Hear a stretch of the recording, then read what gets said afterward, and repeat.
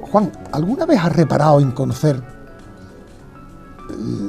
el origen etimológico de tu apellido Gaitán? Sí, señor. Sí, es un origen espectacular. Por eso te pregunto. Pues mira, verás,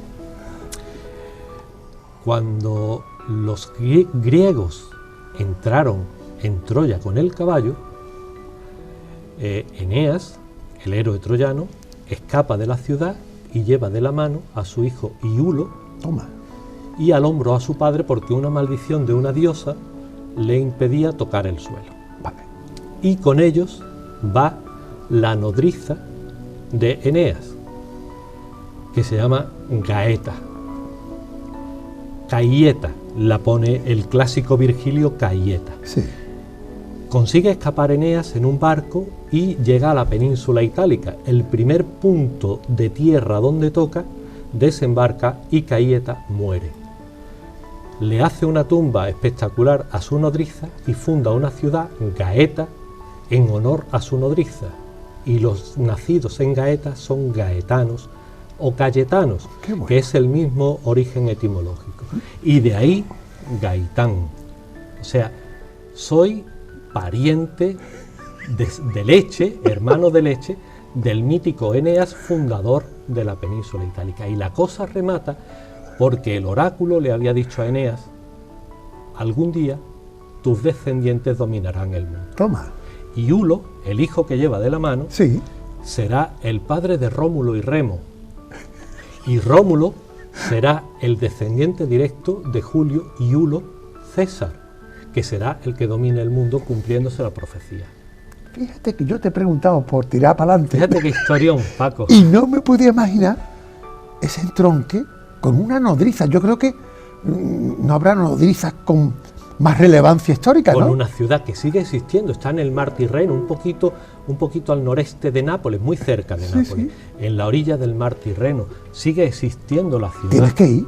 Tengo que ir, es Claro. una de las deudas pendientes.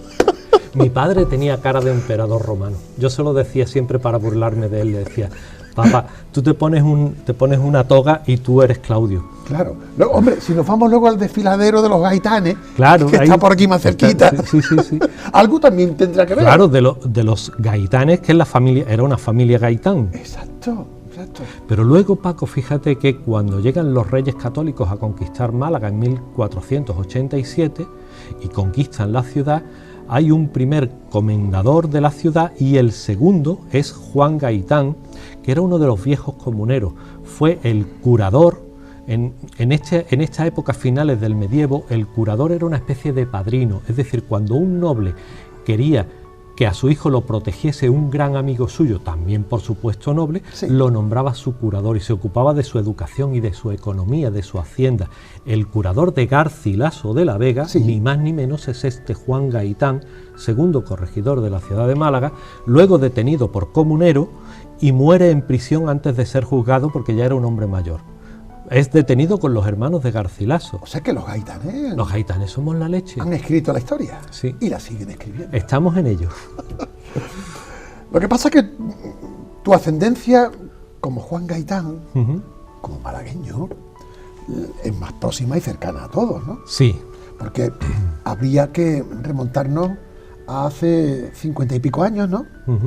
58 van a ser ya mismo. Yo he querido decir pico para no... Bueno, ahí están vividos Barrio de Málaga, Nueva Sí. Málaga, Camino Antequera, esa zona, sí, estación de servicio gasolinera de La Chapa, de las chapas, claro. Cuarta planta del Hospital Carlos Haya, del Carlos Haya Viejo, que llamamos ahora. donde tu madre María Luisa te trajo al mundo. Sí, El último de 4 hermanos, el último de 4 hermanos. de una familia que el padre, Manuel, Ujú. tornero. Familia humilde. Muy humilde. Mi padre era de la Trinidad, mi padre vivió toda su vida joven en un corralón y mi madre vivió con mis hermanos, alquilada en una habitación de un corralón de calle Carril, hasta que pudo reunir. Mi padre emigró a Suiza, estuvo 5 años fuera. Uno más. Mi madre fue reuniendo cada céntimo, ya no peseta, cada céntimo, para dar una entrada del pisito donde ya, cuando yo nací, ya vivían. Claro. En el Camino Antequera, pero mis hermanos nacieron trinitarios. Fíjate. Y yo fui el primero que nació ya en un piso que tenía baño. Qué bueno, por favor. Pero no perdiste punta, y digo lo de punta porque si tu padre era maestro tornero, tu madre era sastra. Sí, aquello que entonces se llamaba coser para la calle, pero ella sabía cortar una chaqueta de varón, que es por lo visto la parte más difícil del oficio de coser. Fíjate. Ella sabía cortar, ella hacía patrones, los hacía en papel, los dibujaba en papel, te tomaba medidas, te hacía un patrón y con esos patrones luego construía la prenda, y eso es el oficio de sastre o sastra, claro. Que ella se llamaba a sí mismo sastra. Fue una adelantada en el lenguaje inclusivo. Inclusivo, ¿quién lo iba a decir? Y digo yo también, de un maestro tornero y de una mujer sastra, además de ama de casa, con lo que eso conlleva, viene Juan Gaitán, el cuarto de la familia, y algo de mecánico o de tornería, si llamarlo así, tiene. Sí, en mi juventud, mi adolescencia y parte de mi juventud trabajé en muchos talleres para conseguir un poquito de dinero con el que poder estudiar en invierno, con el que ayudar a la casa, porque era una casa grande. Claro. Y los sueldos entonces eran pequeños y había que echar una mano. Claro. Yo he trabajado toda la vida. Juan, por estar tú a tu altura de adaptación social, en aquellos años 70 y 80, ¿verdad? Sí. Bueno, trabajé en Correo, en Madrid Distrito, poniendo los 40 distritos que según Correo se dividía la urbe de Madrid, vendíamos cerámica por las puertas. ¿Y qué más cosas, Paco?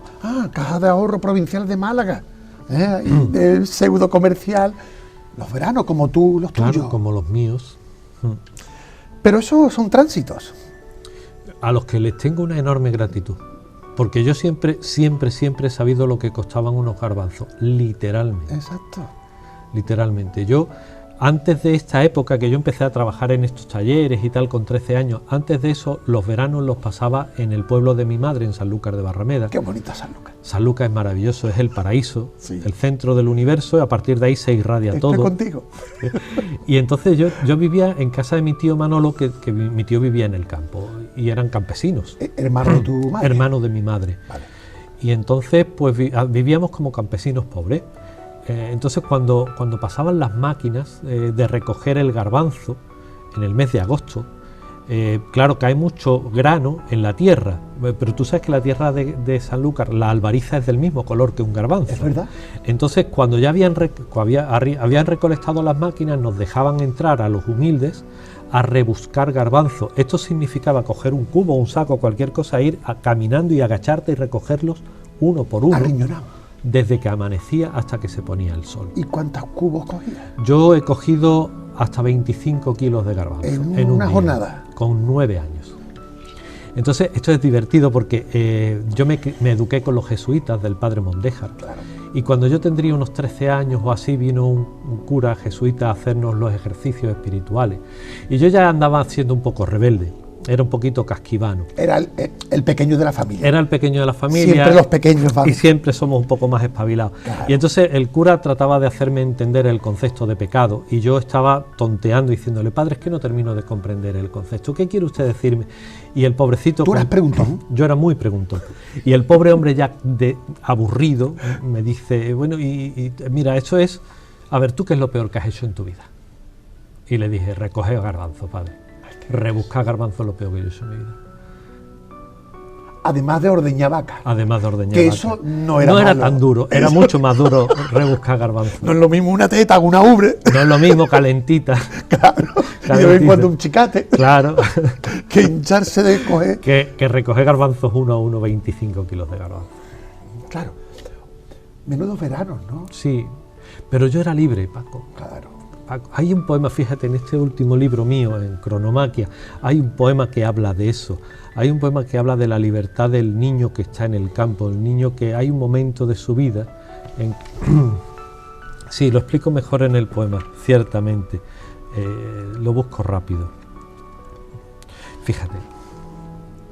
Hay un momento de la infancia, allá por los 9, 10 años, en que de pronto te sientes con fuerzas para la soledad. En aquellos días en que fui por primera vez capitán de mí mismo, cogía la orilla de las vides cuando el poniente venteaba la sal, el mar llamándome con su voz de amigo, y cruzaba los campos hasta encontrar mis huellas en la arena. Sí, hubo una vez un niño y un verano, un mar y un silencio, un modo perfecto de felicidad. Ole.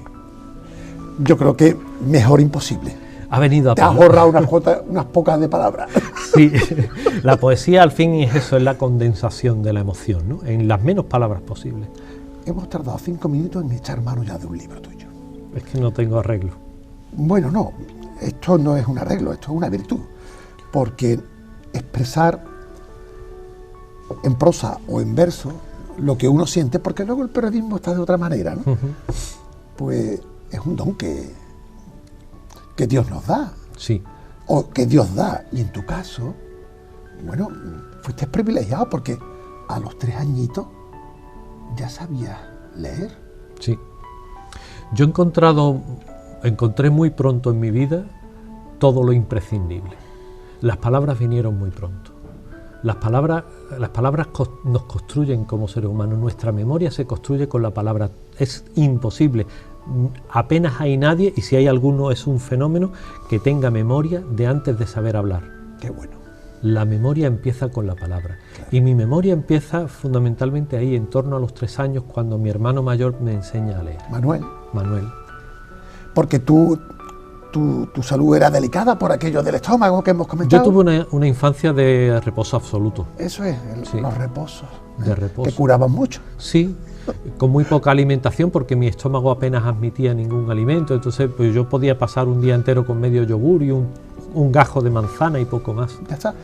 Y claro, ese reposo había que atenderlo en el sentido del entretenimiento. Claro.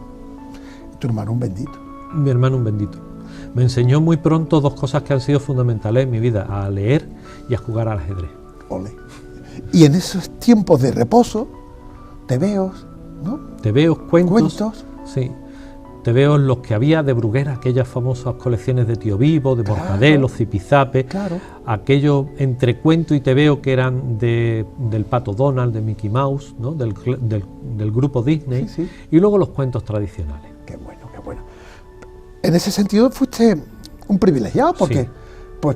porque con 3 años, 4 años todavía no se sabía leer. No, era difícil que un niño con 6 años de mi generación supiera leer, Claro. porque a esa edad íbamos al colegio a aprender. Menudo reposo. Sí, hombre, fue aprovechado, fue muy aprovechado. Con la suerte de tener una familia y un hermano, que bien te atendía. Nosotros éramos pobres con libros, Paco, Eso es muy bueno.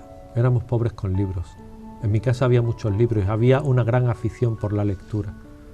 Mi madre en su infancia fue aficionada porque uno de sus abuelos, su abuelo Paco, fue maestro de escuela. Fíjate. Y ella aprendió a leer con su abuelo y siempre fue muy aficionada a la lectura. Y mi padre, por otro lado, mi padre tuvo la desgracia de ir solamente 3 meses a la escuela en toda su vida. Eran otros tiempos. Eran otros tiempos, pero al mismo tiempo tuvo la suerte de que cuando fue a parar de aprendiz con 12 años a un taller, lo pusieron con el maestro tornero, que resultó ser un masón.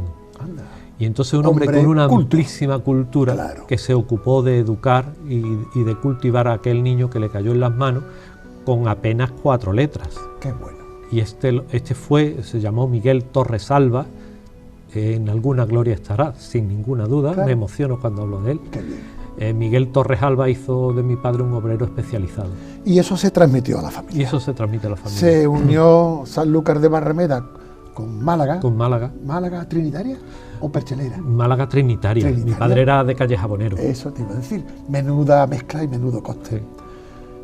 Y a los 4, 5 o 3, no sé, al colegio del Padre Mondeja. Con 6 años, que es cuando podían, cuando empezaban a admitir la escolarización. Gente. Antes éramos parvulitos, ¿no? Sí, que yo estuve en un colegio que había allí justo al lado de la gasolinera de Las Chapas, que, claro, que era, no recuerdo cómo se llamaba, bueno, de Don Francisco. Don Francisco ¿siempre llevaba el nombre del profe sí. o de la señora? Sí, pues aquello era el colegio de Don Francisco, ¿no? Era una familia y además vivían dentro del colegio. Claro. Y bueno, fui a parar allí por un parvulario breve y luego al colegio del Padre Mondeja. ¿Y tú ya eras un adelantado? Sí. Porque cuando tú, con tus 6 años a cuesta, ya más recuperadito de esa salud. Ya estaba empezando a descollar. Que yo sé leer. Sí. El profe que te mira, uno de ellos, porque aquí tengo apuntado, Aurelio Perecea, entre unos. Don Aurelio Perecea. ¿Este fue el primero que te puso un periódico en las manos? Sí. Cuenta. A él le debo tanto. Sí, cuando yo llegué allí, y este hombre descubrió que yo sabía leer, porque empezó a ver qué hacíamos y tal, y yo sabía leer. ¿Tú sabes leer? Sí. Y entonces me impuso una tarea. Venga. Mi tarea era todas las mañanas cuando entrábamos en clase, yo me ponía de pie sobre una silla y él me soltaba el periódico del día, que en ese momento era el Diario Sur, claro, y yo leía en voz alta el Diario Sur para mis compañeros. Lo que había por delante. Claro, fíjate que yo empecé a hacer eso con 6 años y a día de hoy mi primera tarea de todos los días sigue siendo leer los periódicos. Llevo 52 años haciendo esta gloriosa tarea sin que me haya aburrido ni un solo día. Con la suerte de que ese periódico inocente que llega a tus manos a través de un profesor que quiere, digamos, que tú ejemplifiques a los alumnos algo que es importante para el vivir, como estar al día, claro, luego ha sido tu sino. Claro, ahí ya estuve marcado. Fíjate, me marcó mi hermano Manolo con enseñarme a leer y hacerme un adicto a la literatura. Claro. Me marca don Aurelio acercándome el olor de la tinta, la noticia, la información, la actualidad, y ya estaba marcado. Qué cosa. Aurelio Perecea, Juan Domingo, otro de los profesores. Otro de los profesores. Este es muy especial. Este era muy especial. Este señor quiso ser mi padre adoptivo. Vamos a ver. Este señor no había tenido hijos, un matrimonio sin hijos, y entonces se le ocurrió la idea de llamar un día a mi madre y decirle que había descubierto que yo era un chico con unas potencialidades, con una inteligencia un poco más despierta, y que él sabía que mi madre tenía más hijos, y entonces le ofrecía que yo me fuese a vivir con él y con su mujer, él criarme como si fuera hijo suyo, claro, y darme los estudios y la carrera que fuese necesario. O sea, algo más que una tutela. Sí, él quiso adoptarme directamente. ¿Y qué dijo María Luisa? María Luisa, con una exquisita diplomacia, porque María Luisa también se educó con las monjas y había sido muy bien educada, le dijo que agradecía muchísimo el ofrecimiento tan generoso, sí, pero que su hijo debía de estar donde debía estar, que era con sus hermanos y sus padres. Claro. Oye, ¿y cómo era ese Juanito Gaitán que tanto atraía la atención de los profes? Pues yo era muy delgado, Paco, muy chiquitillo, muy pequeño, porque claro, como comía poco, porque mi estómago no aguantaba, era un niño muy menudito, pero era un niño con una inteligencia muy despierta, con un memorión que no me ha abandonado. Entonces yo con esa edad los profesores me paseaban de clase en clase recitando poemas. ¿Tú eres una esponja? Yo todo se me quedaba. ¿Eso? Sigo teniendo una memoria bastante fértil y se me quedaban, pero fíjate, se me quedaban los poemas.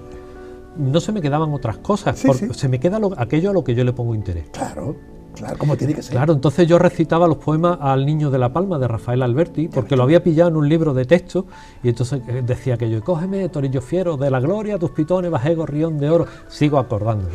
Y entonces a los profesores les hacía mucha gracia con un renacuajo tan chiquitillo, rubio medio pelirrojo, ¿no? Porque mi abuelo, el padre de mi madre, era pelirrojo y ahí estaba el ramalazo. Que aquel renacuajo tan chico recitara con aquella soltura los versos de Alberti, de Lorca, de Machado, lo que venía en el libro de texto. Menudo plantel de profesores en el Padre Mondeja, porque además de Aurelio Perecea, de Juan Domingo, Ángel Quiroga. Ángel Quiroga. Ahí ya te inoculaste. Sí. Sí, porque Ángel era maravilloso, don Ángel, como le llamábamos siempre, yo siempre lo llamé don Ángel. Don Ángel, tú sabes que entonces íbamos al colegio por la mañana y por la tarde, entrábamos a las 3, que era una hora de sopor, entonces don Ángel llegaba, se sentaba en su mesa con un vaso de agua fresca siempre y decía, si os estáis callados os contaré una historia. Olé, inmediatamente se hacía el silencio. Ay, y don Ángel era un gran conocedor de la cultura china, de la cultura egipcia, de la cultura americana, incas, aztecas, mayas. Entonces todos los días nos contaba algo maravilloso y nos dejaba embobados. Yo me acuerdo de las historias de Ángel Quiroga en la radio. Claro. Eso eran verdaderas maravillas de esa radio evasiva, llena de universalidad, de trascender, y donde estaba la palabra, como tú la decías. Yo diría que aquello se llamó Compás de Medianoche. Claro que sí. Aquello era Compás maravilloso. de Medianoche, a las 12 de la noche. Y tenía una voz preciosa, muy cálida, con una dicción muy hermosa. Y yo fui amigo de don Ángel Quiroga hasta su muerte, que murió ya muy viejecito. Yo iba a buscarlo a la Cosmopolita, que es donde él hizo toda su obra literaria. Él escribió todos sus libros en un velador de la Cosmopolita, de la cafetería. Bueno. Y yo me sentaba allí con él, me tomaba un café y charlábamos de libros. Eso no se olvida. Nunca. Y hay un cuarto, José Manuel Montes. Este fue el que quizá te dijo, oye Juan, pa'lante, tira por ahí. Sí. Este era sobrino de Ángel Quiroga, pero sobrino político. Vale. O sea, la que era tía carnal era la mujer de don Correcto. Ángel. Y era de esos maestros progres de los años 70, estamos hablando del año 73, 74, con unas rebecas de lana que se llevaban muy grandes, muy desgarbadas, que fumaba picadura, que liaba los cigarrillos, el pelo largo. Un moderno. Un hippie. Eso. Un maestro hippie, ¿no? Sí, sí. Y entonces yo, con esos 8 años, escribí mis primeros versos. Y en un rapto de valor, porque yo no terminaba de atreverme, pero dije, venga Juan, venga, me animé yo solo y fui y le enseñé los versos a don José Manuel. Y ahí estaba, yo siempre le he agradecido, y lo he dicho muchas veces, ahí estuvo en su mano, estuvo mi destino, porque si en ese momento este hombre, en vez de decirme lo que me dijo, me dice, Juan, tú no te puedes dedicar a hacer estas tonterías, tú tienes que aprender a sumar, a multiplicar, a los quebrados, estas cosas, chiquillos, no perder tiempo. A lo mejor hubiera quebrado mi destino. Y sin embargo te puso en valor. Me dijo, esto es maravilloso, qué bonito, le vamos a decir a... Y nombró a uno de los compañeros, que era el que dibujaba muy bien. En todas las clases había siempre un chiquillo que dibujaba bien y otro que decía los chistes, ¿no? Pero este dibujaba bien. Le vamos a decir que haga una lámina en una cartulina blanca y va a hacer un dibujo y va a poner tu poema muy bien escrito, muy bien rotulado y lo vamos a poner en la pared. Pues ya está. ¿Para qué hizo más? Y ahí se marcó... Se fue mi primer editor, Paco. Claro, ahí se marcó el destino. Ahí se marcó mi destino. Porque tenías periódico, radio, fantasía, poemas, relatos. Ya no me quedaba más remedio que seguir. Menuda universidad. Sí. Pero fíjate... El cúmulo de... Luego, tú sabes que conoces la teoría de que no hay casualidades, sino causalidades, ¿no? Tú fíjate que para un niño humilde, porque donde yo nací, sí, aquello se llama ahora Camino Antequera, pero en realidad en su tiempo era el Arroyo del Cuarto. Es verdad.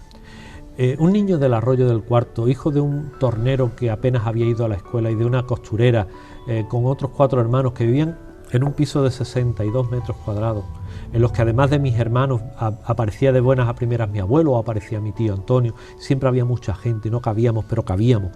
Y un niño de ese estrato tan humilde, se concatenan todas las circunstancias para que lo que parecían cosas muy puntuales estuvieran todas hiladas con el mismo hilo. Claro. Y era el hilo de los libros, las palabras, la literatura. Claro.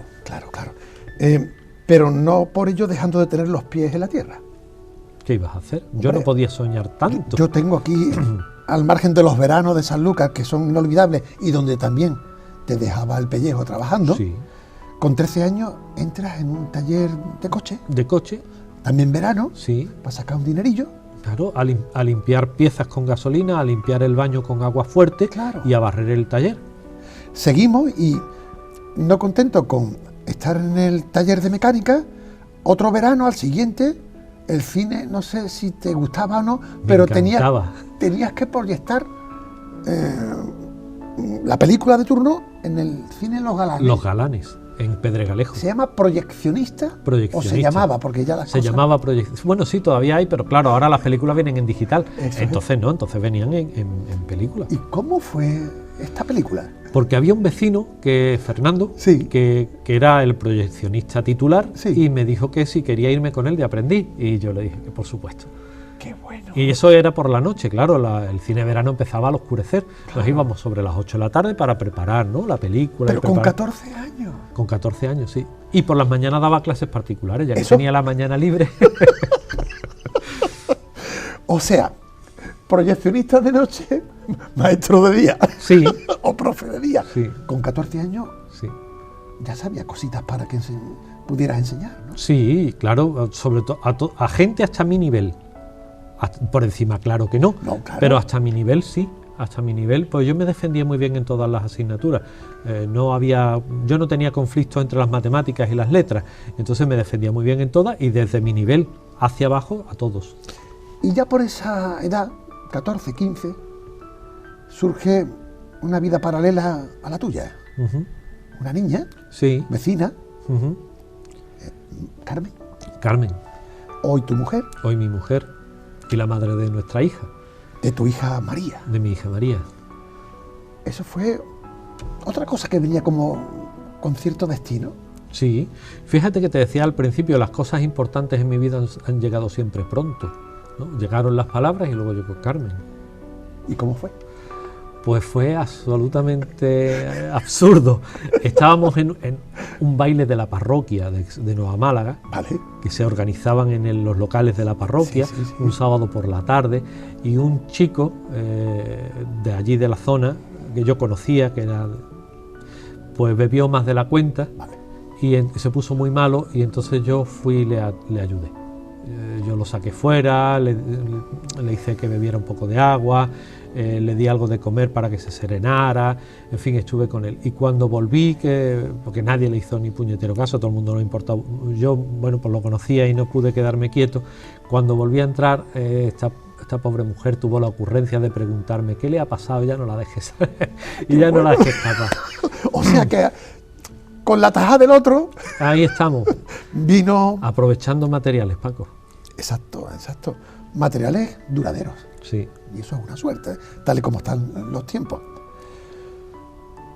Seguimos tirando para adelante, nos vamos haciendo ya más jóvenes o más mayores. Un poquito más adultos. Sí. Exacto, hasta que tu padre se encuentra con un amigo de toda la vida. Un amigo de la infancia, se habían criado juntos en el mismo corralón, Juan Sí, Pareja. Juan Pareja. Juan Pareja, y entonces se paran a hablar y a ponerse al día porque hacía muchos años que no se veían. Vale. Y entonces mi padre le pregunta, él le decía Juani, ¿no? Es un diminutivo que era muy frecuente en Málaga, que Sí, se ha perdido, sí, pero entonces sí, sí, casi sí. todos los Juanes eran Juani, ¿no? Exacto. Le dice, Juani, ¿y tú en qué trabajas? Y le dice, pues mira, yo trabajo de administrativo en un periódico. Ala, vuelve. Y mi padre se le enciende la bombilla y le dice, ay, fíjate que yo tengo un hijo, mi Juan, que es un apasionado de esto, que quiere trabajar en esto, que lleva toda la vida. Y le dice, bueno, pues eso es fácil porque puede que haya un hueco para él. Dile que venga, eso era un sábado por la tarde, que Sí. se habían encontrado. Dile que se venga el lunes a las 4 de la tarde, que lo va a recibir Manolo Jota. El director. Por El entonces. director. Eran dos directores, Manolo Jota y Agustín Lomeña, Vale. pero a mí me iba a recibir Manolo Jota. Bien. Y yo, desde que mi padre me lo dijo, daba saltos de alegría, porque Manolo Jota era mi ídolo. Yo lo había escuchado toda la vida en la radio. A las 7 de la El mañana búho hacía en musical, antena, por la noche hacía el búho musical. Radio Popular. En la radio popular era el tipo que yo... Un ícono. Claro. Claro. Y digo, y me va a recibir Manolo Jota, qué bien. Y claro, Porque yo tú, hasta entonces, a efectos de escribir, Ujú. te prodigabas Sí, con yo- poemas, ¿no? Sí, pero no se lo enseñaba a nadie. Lo Vale, hacía porque, era tuyo. porque yo sabía que todavía estaba en aprendizaje. Correcto. Yo sabía que todavía no era escritor. Tú escribías para adentro. Sí, Vale, pero para aprender. Siempre con la certeza de que estaba aprendiendo. estamos. No era baladí, Sí, sí, sí. sabía lo que hacía. Pero pasa el tren, por delante. Pasa el tren, y entonces me voy a ver al Jota, y es que ahora ya, claro, Claro. es como de mi familia, ¿no? Es una persona Sí, sí, extraordinariamente querida para mí, y yo sé que él me corresponde. Y entonces me voy a ver al Jota, me recibe amablemente, pero me dice, mira, vas a hablar con el redactor jefe, ¿no? Y me pasa a hablar con Julián Romaguera, que era el redactor jefe. Julián era es un hombre con un carácter muy fuerte, pero con un corazón de oro. Sí. Es una persona maravillosa. Totalmente. Entonces me siento a hablar con él y de pronto me espeta sin... O sea, tú eras el recomendado. El recomendado. Que has traído aquí el administrativo, ¿eh? Y a ver, bueno, pues vamos a despachar esto, Vamos ¿no? a ver el niño, porque tú tendrías ¿cuánto? 20 años. 20 años. Vale. 20 años. ¿Te habías casado? No, todavía no. Todavía no. Si no tenías trabajo. No tenía trabajo. No tenía trabajo. Yo había aprobado unas oposiciones para la Seguridad Social Y también- de auxiliar administrativo. Y también habías vuelto a un taller de mecánica. Eso ya lo había dejado. Vale. Yo ya- Digo antes. exacto. Antes de eso había vuelto a un taller de mecánica, Exacto. pero yo había aprobado unas oposiciones de auxiliar administrativo de la Seguridad Social y Vale. trabajaba en la tesorería. O sea, que por la tenías ahí- mañana y por la tarde daba clases de informática en una Joder, academia. no paraba, Juan. De Rafael Prado. Fíjate. De Rafael Prado, el dueño del Central. Claro, claro. Sí, con Rafael, que ¿Rafaelito? somos muy, con Rafaelito, muy amigos desde entonces. Yo siempre he hecho muchas cosas, yo he sido Sí, un sí, tipo sí, muy sí. inquieto, ¿no? Y entonces, claro, surge esta oportunidad, me voy allí, pero yo tenía mi vida, ¿no? Entonces me entrevisto con Julián y me dice: Julián, ¿tú sabes escribir? Y le digo: sí, directamente, sin miedo, porque con 20 años no se debe tener miedo a nada. Vale. Y me dice: eso me lo tienes que demostrar. Y yo le digo: por supuesto. Sí, ¿Cómo? porque vería en ti una seguridad tan a flor de piel que Julián, que tampoco se tira para atrás, eso me lo va Es que yo era un chaval de barrio. Claro. Ahora me lo va a contar. Claro, y le digo: vale, ¿qué quieres que te escriba? Me dice: escríbeme un artículo sobre el turismo en la Costa del Sol. Hala. Y le digo: perfecto, ¿para cuándo lo quieres? Y aquí viene la gran frase, Paco.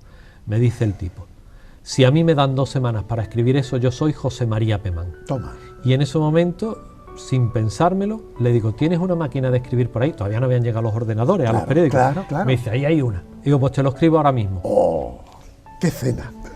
Me siento, pongo un papel y escribo. Yo soy muy buen mecanógrafo porque aprendí mecanografía de niño, con Claro. 8 años así, aprendí no a hacía falta mirar las teclas. No, yo escribo, Tú tirabas sobre escribo muy rápido. el papel. Entonces me pongo a escribir y en 15, 20 minutos tengo un folio hecho. Tiro del folio, se lo enseño al tipo, Julián se lo lee, así un poco en diagonal, tampoco es que le dedicara mucho tiempo, Sí. me mira y me dice: ¿quieres empezar el lunes? Te vio tan resolutivo. Y tampoco lo dejé escapar, ya no me he salido de ahí. Claro, O sea, agarré y no solté. claro. Me despedí de la Seguridad Social. Normal. Tú tenías que estar donde te realizaras. Sí, pero me dijo alguien, en ese momento uno de los jefes, me dice: pero niño, tú estás loco, que tienes que eres funcionario, vas a soltar una plaza fija para irte, porque me daban un contrato de 3 meses de práctica. ¿Ese no sería Manuel Díaz de los Ríos? No, el que me dijo eso fue Juan Manuel Ruiz Galdón, que era el tesorero entonces. Vale. Me dice: pero te vas a ir con un contrato de 3 meses que tiene una plaza de funcionario fijo. Y yo le dije: mira, tengo 20 años, es el momento de hacer las locuras, no las podré hacer con 54 hijos, ¿Por pero qué ahora no? sí. Claro. Digo, además, si he aprobado las oposiciones una vez, las podré volver a aprobar otras. Claro. Con una seguridad Sí. impropia. Lo tenías claro. Lo tenía clarísimo y me fui. Y en ese encuentro primero con la profesión periodística, fue así, Sí. ¿no? Pues conoces gente que luego ha marcado también tu itinerario profesional. ¿Qué decir de Agustín Lomeña? Agustín Lomeña es mi hermano del alma, mi compadre de mi alma. El mejor amigo que he tenido nunca, seguro. Y el mejor jefe. Y el mejor jefe, sí, Y el mejor maestro. también. Aunque Manuel Díaz de los Ríos tampoco se quedó atrás. Manolo me enseñó la profesión, El oficio. el oficio.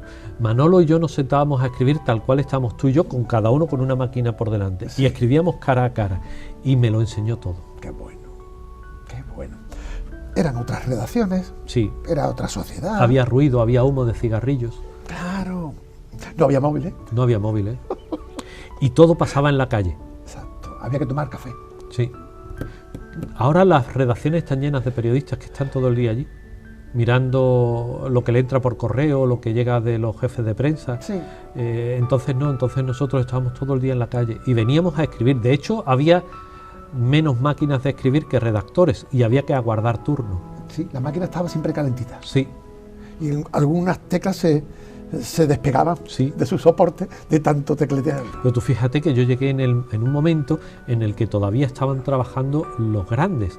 Estaba Paco Fadón, Bueno. Paco Javier Bueno, Bueno, toda esta generación, Gonzalo Fausto, el Fíjate. querido y recordado Por favor. Gonzalo Fausto, toda esta gente. Y entonces yo llego y aprendo de todos ellos. ¿Estuviste cuánto tiempo en el diario? En el diario estuve como 3 años. 3 años. A gusto, haciendo de todo. Haciendo de todo. Calle, reportero, suceso, lo que hubiera. El fútbol del fin de semana, de los pueblos de la Regional B, todo. ¿Y lo creativo se desahogaba o Sí. estaba ahí un poquito? Me dieron columnas. Ah, amigo. Hubo, por ahí? Hubo un tiempo que yo escribía 3 columnas diarias. Fíjate. Una con mi nombre, otra con un Seudónimo. con el seudónimo, era el nombre de mi abuelo, Manuel Cabrera, y otra que era una columnita muy pequeñita en formato editorial, por lo tanto sin firma, que se llamaba La Farola. ¿Pero para el mismo periódico? Sí, en el mismo Ay, qué periódico. gracioso. Eras transvestí. Sí, sí, sí. Te camuflabas. A estas alturas yo llevo contada que he publicado más de 9.000 columnas. No está mal. No está mal. He aprendido el oficio así. Amigo, por tanto, la prosa estaba presente. Claro, claro. Es que Agustín me vio maneras y dijo, tú hazte una columnita. No te optimizó. Sí, sí, sí, me sacó todo el rendimiento del mundo. No se lo he agradecido nada. Salimos del diario de la Costa del Sol, viene el Sol del Mediterráneo. Sol del Mediterráneo, periódico también de por entonces junto con el Sol de España, clave en la historia Sí. del periodismo local, ¿no? Sí. Allí, ¿cuánto? ¿6 meses? Un año. Un año. Un año. Quique Romero de redactor Enrique. jefe. Nuestro querido Quique. Nuestro Enrique Romero. informador taurino mejor que hay. El mejor. Claro. Qué bien hace la televisión. Qué bien enseña. Qué bien enseña. Cómo habla con el cuerpo. Sí. Y parece que no pasa por él el tiempo. Está Está potente. exactamente igual que cuando yo lo ¿Tú lo has conocí. visto cuando habla que es que Lidia? Sí, sí, sí, es que es torero.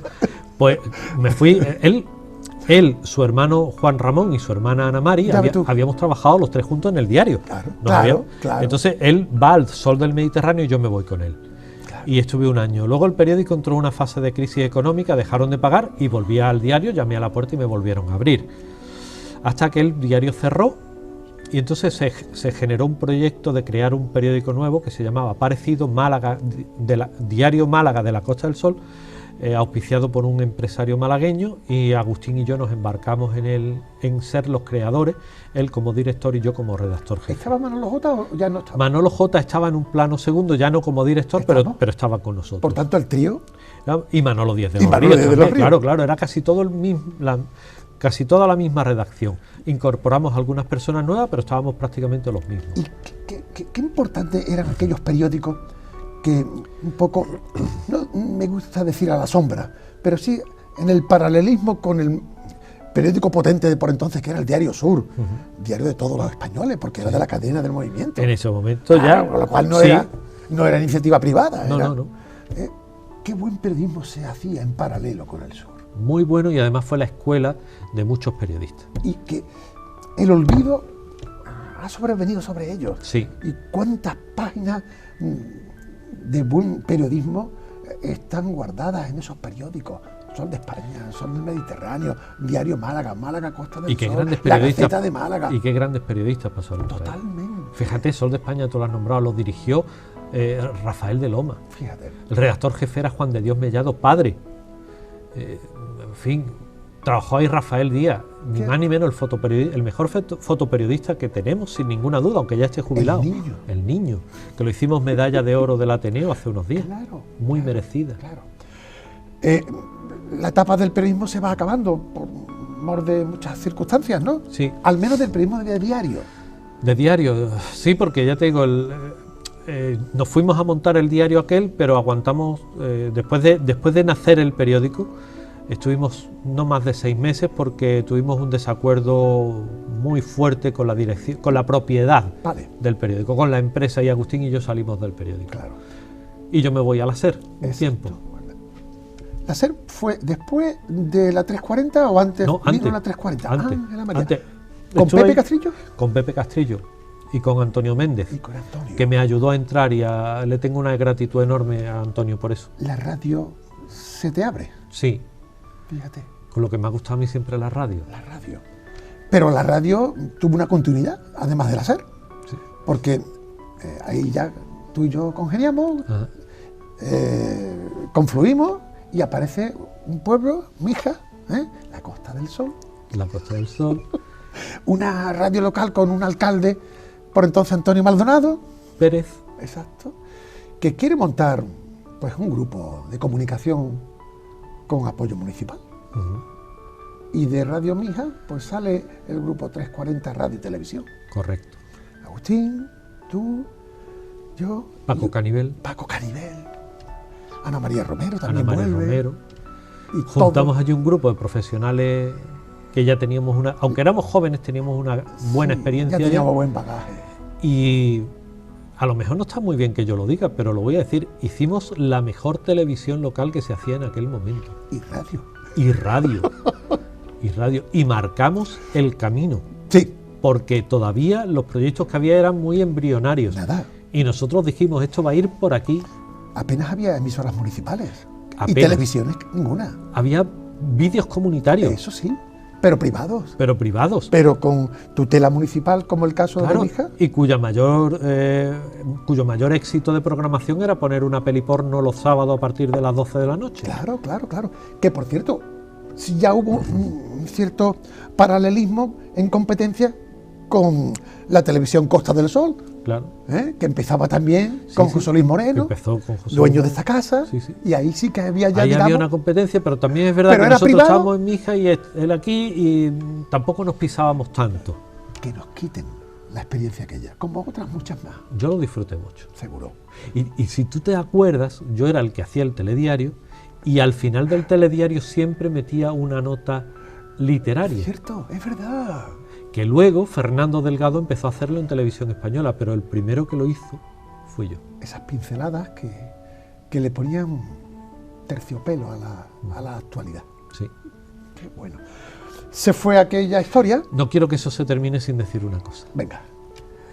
En aquella tele, en aquellos años de 340, tú hacías un programa de entrevistas muy parecido a este que se llamaba La Mirilla. Sí, Y yo, no lo digo por halagarte, pero yo alguna vez soñé que algún día tú me harías una mirilla. y lo hicimos, Y lo hicimos. a raíz de tu primer libro. Pero esta es mejor, porque aquí ya viene uno más rodado. Estamos con menos pelo, pero bueno. Oye, aparece el periodismo semanal, ¿no? Sí, aparece cuando ya termina la etapa 340, aparece el semanal y el mensual. A mí me contrató una empresa que fue la editora de mi primera novela. Hombres de Luz. Hombres de Luz, Que fue motivo de nuestra primera charla. entrevista. Exacto. Me contrata para sacar un mensual dedicado a la cultura, que se llamó Málaga Variaciones. Y al mismo tiempo yo me hago cargo de la corresponsalía en Málaga de la revista Tiempo, que en ese momento era la líder de los Totalmente. semanarios de información. Sí, señor. Grupo Z. Había nacido como una separata de Interview, pero se había creado su propia vida Sí. y superó a Interview en Totalmente, ventas. Cierto. Entonces yo estuve con Tiempo 20 años, Que se dicen pronto. que se dice pronto. Periodismo, eso. De investigación. Y de reflexión, porque Sí. no había que estar con el humor del tiempo, como No. el diario. Y que la revista no quería la noticia de rueda de prensa que todo el mundo tenía, había que sacar temas propios. Sí. Yo Ahí fui está, portada de Tiempo en varias ocasiones, pero quizás la más sonada fue que yo di en exclusiva que Jesús Gil se presentaba a las elecciones generales. Toma. Pues fue un pelotazo, Eso fue un pelotazo. claro. Luego vino lo que vino. Luego vino lo que Otro vino, pelotazo. pero esa fue cover, que se llama en la profesión, ¿no? Cover, portada, fue cover y exclusiva nacional. Qué bueno. Pero yo no sé si también vinieron al unísono colaboraciones puntuales con otros medios de comunicación, o tú ya estabas en la mancomunidad de municipios de la No. Costa del Sol Occidental. No. Aún no. Yo hacía Málaga Variaciones, Correcto. hacía la corresponsalía de Tiempo. Bien. Y en el 25 de mayo del 99 nace La Opinión de Málaga. Estamos. Y entonces, ¿Con Joaquín Marín? Con Joaquín Marín como director. Que venía del sur. Que venía, bueno, primero Canal estuvo en Sur. Sur, luego estuvo en Canal Sur, la RTVA, fue Estamos. director general. Exacto. Y de ahí viene a montar este periódico del Grupo Prensa Ibérica. Vale. Y entonces Joaquín me pide una columna semanal y yo me engancho con el periódico. Yo creo que salí en el número 3, salió mi primera columna y hasta hoy, 25 años con columna semanal en La Opinión y en el resto de periódicos del grupo. Va bien. Por tanto, la pluma la tienes en forma. Yo escribo todos los días y mucho. Y no solamente columnas periodísticas, sino que ya aquí empieza tu producción de prosa Sí. y de poesía, ¿no? Aunque la tenías como decíamos, de puertas para adentro, pero aquí empieza ya a pasear por todos los lugares por donde tú Mira, vives. aquí se produce una situación de cambio en mi manera de hacer la literatura. Yo había escrito esta novela, había publicado otra después que se llamó El Columbario, había juntado unos cuantos cuentos, me lo había publicado al Ateneo, luego una editorial granadina, Traspié, pues también me publicó otra colección de cuentos, y yo veía que mis cuentos se iban lirizando, iban adquiriendo un carácter cada vez más lírico, cada vez se acercaban más al poema, y a mí me gustaba aquella fórmula en la que el cuento y el poema se acercaban, porque mis cuentos tenían del poema la brevedad y la evocación, el cuidado extremo de cada palabra, pero mis poemas tenían del relato un cierto argumento. Mis poemas decían algo. Casaban muy bien. Y ahí empecé a jugar con eso, y aquí juega un papel fundamental Manolo Alcántara. Manolo es otro de mis grandes maestros, y Manolo empezó a alentarme a que hiciera aquello. ¡Qué bueno! ¡Qué bueno! Y pues menudo maestro también te pues cogiste. Sí. ¿Cómo fue el conocer a Manolo? Yo conocí a Manolo porque cuando yo llego en el 96 a montar Málaga Variaciones, lo contrato como columnista de última página de la revista. De lujo. Y entonces sucede una cosa muy divertida. ¿Quién estaba por entonces de redactor jefe o director del Málaga Variaciones? Los dos primeros números los dirigió José Luis Navas. Eso era. José Luis deja la revista porque ya el hombre ya pues no le conviene, está mayor, está jubilado. De vuelta de todo. Y ya me quedo yo. Otro de radio. Otro de la radio, de Radio Nacional, un histórico de la radio. Pero fíjate, en este poquito tiempo, Juan, ¿cuántos nombres propios de la comunicación, de la enseñanza, de la cultura, están surgiendo? Fíjate, Paco, ¡qué privilegio! Sí, y ahora que se está poniendo en entredicho la profesión, amigo, fíjate qué ramo de grandes profesionales a los que nadie les puede poner la más mínima sombra. Entonces, quizás deberíamos ser un poquito más precavidos a la hora de juzgar a los periodistas y mirar de dónde venimos. Hago un alto en el camino, ya que hemos tocado algo sensible. ¿Hemos perdido calidad periodística en estos tiempos con lo que se hacía antes? Claro, pero porque no es por culpa de los periodistas, es por culpa de las empresas. Exacto. Las empresas periodísticas, cuando han tenido un problema económico, han despedido periodistas. Esto equivale a que un hospital que tenga pérdida económica despida a los médicos. A los mejores. ¿No? Dice, como no ganamos dinero, los médicos a la calle. Perdón, o sea, no se arregla la medicina echando a los médicos y no se arregla el periodismo echando a los periodistas. Claro. Se arregla haciendo mejores empresas. Claro. Se arregla contratando muy buenos periodistas que den un producto muy bueno que la gente quiera tener. Claro. Eso es lo que hemos perdido, que tenemos muy malas empresas periodísticas, salvando honrosas excepciones. Sí, muy poquitas. Sí. Y máxime porque cada vez el periodismo local está poco a poco desapareciendo, como todo está globalizado. Sí, pero al final cuando ocurre un tiroteo en Cincinnati, tú tienes que buscar un periodista de allí que te lo cuente, porque el país no tiene un corresponsal en Cincinnati, y otro en Dallas, y otro en Michigan, y otro en Nueva York, y otro, en Nueva York tiene uno, pero pero Estados Unidos es muy grande, no pero una persona solo. Ese periodista que pueda haber en tal sitio tiene que saber todas las herramientas de comunicación. Claro. Antes estaba la especialización. Paco, pero, y que cobrar, y tiene que cobrar por la pieza. Y saber hablar para la radio, y saber hablar para la tele, y saber escribir para el periódico, saber improvisar para las redes sociales. Sí. Vamos, nos falta nada más que tocar la flauta con la nariz. A veces, porque ahora ya hasta hacemos la foto. Eso. Y el vídeo. También. ¿Cuándo aparece la mancomunidad? La mancomunidad. Porque tú ya estabas muy robado. Sí, yo ya tenía muchos tiros pegados. Eso es. La mancomunidad aparece cuando mi etapa en Málaga Variaciones termina, porque empiezo a tener disparidad de opiniones con la empresa, especialmente porque pagaban muy mal, pagaban poco y tarde, y yo necesitaba mantener a mi familia. ¿Tú ya habías tenido a María? Sí, claro. María nació en el 92 y yo empecé Málaga Variaciones en el 96. ¿Y vivías ya en Campanillas? Justo ahí me mudo. Yo me mudo a Campanillas en el 99. O sea, que te hace campanillero. Campanillero. Ahí va. Campanillero. ¿Y lo de Campanilla por qué fue? Porque la sede de la revista estaba en el Parque Tecnológico. Ahí te pillaban muy bien. Y entonces yo iba todos los días, y un día paso y veo una promoción Y cuando llego a almorzar le digo a Carmen, mira, hay una promoción de unas casitas adosadas muy chulas, vamos a acercarnos esta tarde a verla. Y vamos a verla y me dice el tipo, pues mire usted, queda una sola vivienda y es porque estaba reservada, pero la persona que la reservó esta mañana ha dicho que no. Sí. Y se ha quedado libre, pero se ha quedado libre de esta mañana para ahora. Y dije, me la quedo. Está para ti. Era la mía. ¿Hasta hoy? Hasta hoy. ¿Y todos los días de Campanilla ¿A Marbella? Sí. ¿Así cuántos años? 23. Porque hay una concurrencia de plaza para jefes de protocolo y de comunicación en la mancomunidad de municipios de la Costa del Sol Occidental. ¿Tú allí que te vas? Concurro y gano. Estamos. Y la sacas adelante. Sí.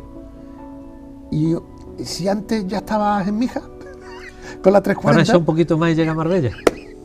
¿2004? No, yo llegué a la mancomunidad en 2001. 2001, vale. Hasta hoy. Hasta hoy. ¿Un trabajo más de administrativo? No, de administración. Sí. Porque estamos hablando de una corporación o una entidad supramunicipal. Sí, comunicación corporativa se llama. Claro, cuando hablamos de mancomunidad hablamos de ese organismo que agrupa los intereses de las localidades de la zona en cuestión. Hablamos de Marbella, hablamos de Torremolinos, hablamos de... Desde Torremolinos a Manilva. Ahí va. ¿Y ya estaba creada cuando tú llegaste? La mancomunidad nace en el 72, todavía con Franco vivo, y nace democrática, 2 representantes por municipio. Vale. Fue una rareza. De las pioneras, Y posiblemente. además, fíjate, yo como jefe de protocolo soy quien custodia el acta fundacional en el libro de honor. Vale. Y el acta fundacional está firmada por Juan Carlos de Borbón, príncipe de España. Qué bien. No príncipe de Asturias, príncipe de España, que fue aquel título que se inventó Franco para darle. Claro. Y yo me doy cuenta, por tu evolución, de que siempre estás en una responsabilidad de comunicación. Bueno, pues hay que buscar siempre el dinamismo, estar pendiente de que sea viva la institución, que esté a la altura de las circunstancias sociales y de los intereses de los municipios, pero a lo mejor esa vida pseudo-oficial, pseudo-administrativa, como le queramos llamar, te hace que los días sean un poco rutinarios, ¿verdad? Sí. Entra una hora, claro, te dan un horario, aunque luego sabemos que los horarios son relativos. Ahí es cuando ya sale a relucir la pluma con la prosa y con el verso. Claro, porque ahí empiezas a disponer de un tiempo, aunque yo siguiera trabajando para tiempo, claro. Hago cositas hago la columna del periódico, Bien, hago una para la SER, claro. Vale. Y entonces, pues claro, ahí aparece la posibilidad de escribir con un poco más de orden. Y empiezan a aparecer. Y también hay una cosa, fíjate, las casualidades, sí, o las causalidades. Hago un curso de Community Manager con la UNED. Sí. Y entonces uno de los trabajos del curso es crearte un perfil en una red social, y yo me hago un perfil en Facebook. Bien. Y entonces, pero como trabajo de clase, no es porque yo tuviera ningún interés. Y me pongo a interactuar con aquello y me digo, hay que ver, los lunes la gente ponía comentarios y mensajes muy depresivos. Sí. Digo, es que los lunes son muy feos. Sí. Y se me ocurrió decir, voy a poner un poema este lunes por la mañana, para alegrarle un poco a la gente. Y puse un poema mío. Vale. Y a la gente le gustó. Y entonces dije, bueno, voy a poner otro la semana que viene, los lunes. Y empecé a poner el poema del lunes y a jugar con no ponerle título y que lo pusiera la gente. ¿Lo mantienes? 14 años, Paco, sin faltar un solo lunes. Te daba una chispa para arrancar la semana. Y me daba la, entre comillas, obligación de escribir al menos un poema semanal. Podíamos llenar la mesa de libros. Te dije que trajera unos poquitos, podíamos hablar sobre ellos, pero tienes novelas: El hombre de luz, El columbario, Donde las nubes dan sombra, Wolframio, Howard, libros de relato, Angélica y Diabólica, Memorias de un equilibrista, Ciudad Violeta. Vale, tienes guía turística, Vive y descubre Málaga. Sí. El libro de turismo con Agustín Lomeña, compadre Agustín. Reencontrar la Costa del Sol. Poesía, aquí ya abrimos. Ahí hay 4. Unos cuantos.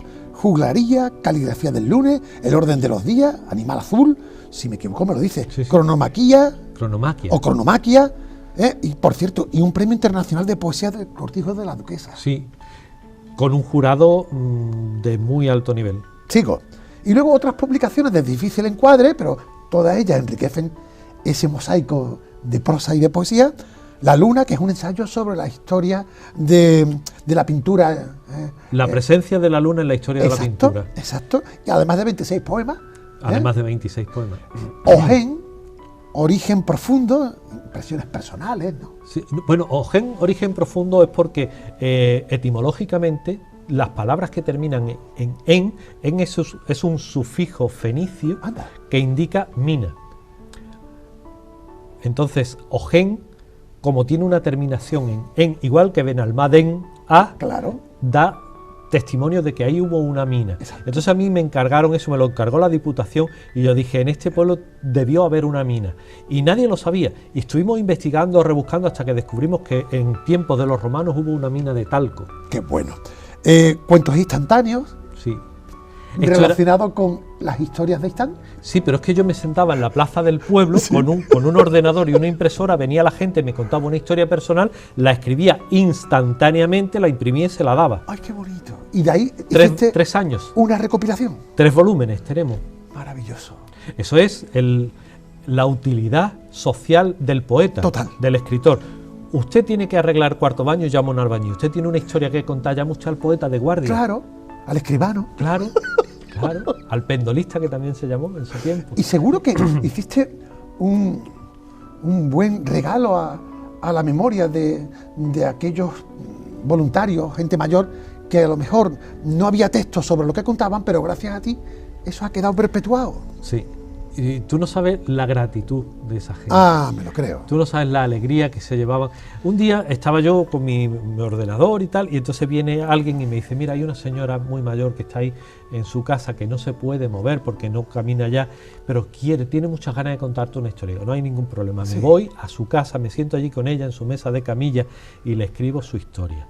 Y entonces cuando termino de escribirle la historia, la mujer le dice a la hija, tráeme aquello que hay allí encima de la mesa, y me regaló una torta de aceite que ella misma había hecho la tarde entera. Bueno. Eso es lo mejor que yo he cobrado en mi vida, lo más grande que yo he cobrado en mi vida por un cuento. Una torta de aceite que me hizo esa señora. Te supo a gloria. Sí. ¿Y hasta teatro? Y hasta teatro. Por cierto, que vas a presentar o vas a representar esta obra que la hiciste junto con Antonio Manuel Rodríguez. El Collar de Azahara. El Collar de Azahara. ¿Cómo fue esto del teatro? Esto es otra casualidad, una historia muy rocambolesca. Mira, vale. Yo he sido hasta hace muy poco presidente de la Federación Ateneos de Andalucía y Antonio Manuel era el vicepresidente, conmigo. Sí. Entonces organizamos una asamblea de la Federación y vienen los presidentes de todos los Ateneos, y el de Córdoba pide la palabra, sí, y dice, estamos organizando un homenaje para Antonio Gala en Córdoba y querríamos que la Federación hiciera algo. Qué bien. Muy bien, pero en este momento no se nos ocurre qué. Sí. Y entonces nos comandan a la Junta Directiva que se nos ocurra algo. Sí, sí. Nos reunimos y entonces empezamos, esto es el año 21. Antonio Manuel y yo nos damos cuenta de que Antonio Gala había sido sin ninguna duda el poeta del amor, y que había escrito una obra bellísima que se puso en televisión, que fue Paisaje con figuras, donde había un tema muy bonito de Medina Azahara. Qué bien. Pero es que ese año 21 se cumplían 1000 años de la publicación del Collar de la Paloma, una obra escrita por Ibn Hazm, que es el poeta cordobés que mejor ha escrito del amor. Anda. Su tratado del amor, que es el Collar de la Paloma, que tiene 1000 años, es el mejor tratado del amor que se ha escrito jamás en la historia. Qué bueno. Y entonces se nos ocurre unir a Ibn Hazm con Antonio Gala, bien, a quienes son mellizos, pero separados por 1000 años. Sí. Pero es que además nos damos cuenta de una cosa. Ibn Hazm nace en una ciudad que se llama Medina Azahira, no Azahara, Azahira. Medina Azahara la hace Abderramán III por amor, esto lo sabemos todos, vale, ¿no? Amor. Bien, pues cuando cae la dinastía de los Omeya, que es la de Abderramán III, sube Almanzor. Y Almanzor, que no era noble, pero era muy ambicioso, sí, construye una ciudad cercana a la que llaman Medina Azahira. Medina Azahara la que brilla, sí, Medina Azahira la que reluce. Toma, para ponerse sobre encima. Aquí estoy yo. Y construye esa ciudad y fue bellísima. Sabemos de ella por el testimonio de Ibn Hazm. Pero como en 23 años no más, hay una revolución popular, porque aquel gobierno hizo sufrir al pueblo hasta medidas extremas, Sí, sí. y hubo una revolución de tal calibre, Paco, que a día de hoy los arqueólogos siguen sin saber dónde estuvo exactamente esa ciudad. Lo Quedó arrasada. Borraron del mapa. La borraron del mapa. Seguimos sin saber dónde estuvo exactamente. Pero está en el teatro. Claro, entonces a nosotros se nos ocurre coger el fantasma de Medina Azahira Sí. y ponerlo en Medina Azahara a preguntar ¿por qué tú sigues viva y de mí no queda ni el recuerdo? Eso. Y la respuesta es el amor. A esta ciudad la levantó el amor y a esta la levantó la ambición. Claro. Y entonces unimos las dos ciudades y los dos poetas que se representan con esas ciudades a lo largo de 1000 años. Y con Antonio Gala de por medio. Y con Gala de por medio. Y estrenamos la obra el 2 de abril de 2021, que es el cumpleaños de Antonio Gala, su 90 cumpleaños, y lo estrenamos en Medina Azahara. Qué bien. Y nadie sabía que sería su último cumpleaños. Y para aquellos que la quieran disfrutar, hay una convocatoria cercana, que si no me equivoco, Museo de Artes Populares en Málaga, al lado allí en el Pasillo de Santa Isabel. Pasillo de Santa Isabel. Fundación Unicaja. Unicaja, 8 de junio. al mediodía, a las 12, Gratis. gratis. Dicho queda. Juan, yo sé que podríamos estar aquí largo y tendido Sí, hablando de lo divino y de lo humano. Pero, ¿tú te imaginas ese personaje que da origen a tu apellido, Gaitán? ¿Cuánto paralelismo ha tenido con tu vida? sí. ¿Qué te lo iba a decir? Hay como si un señalamiento divino, ¿no hay? Y fíjate, Ese niño que viene al mundo ahí, el más chico de la familia, de una mujer sastra y de un maestro tornero, que sale flacucho ahí, porque, que le costó trabajo salir adelante. y que sin embargo, gracias a, no sé, a la ilusión, a la gana, ¿verdad? Sí. A la suerte de rodearse de gente sabia. Fíjate, yo te explicaba todo esto del origen de mi apellido. Esto lo explica Virgilio en la Eneida. Todo esto lo leí yo en la Eneida con 18 años y me deslumbré. Supe de dónde venía mi apellido. Claro. Pues para cerrar esto que tú estás diciendo, podemos volver a Virgilio y a la Eneida. En el capítulo 4, Virgilio dice: pueden porque creen que pueden. Claro. Con la extrapolación de que tú viniste al mundo en el Hospital Carlos Haya, en la 4ª planta, de una mujer llamada María Luisa y de un padre llamado Manuel. Sí. Enhorabuena, Juan. Muchas gracias. Gracias, querido amigo.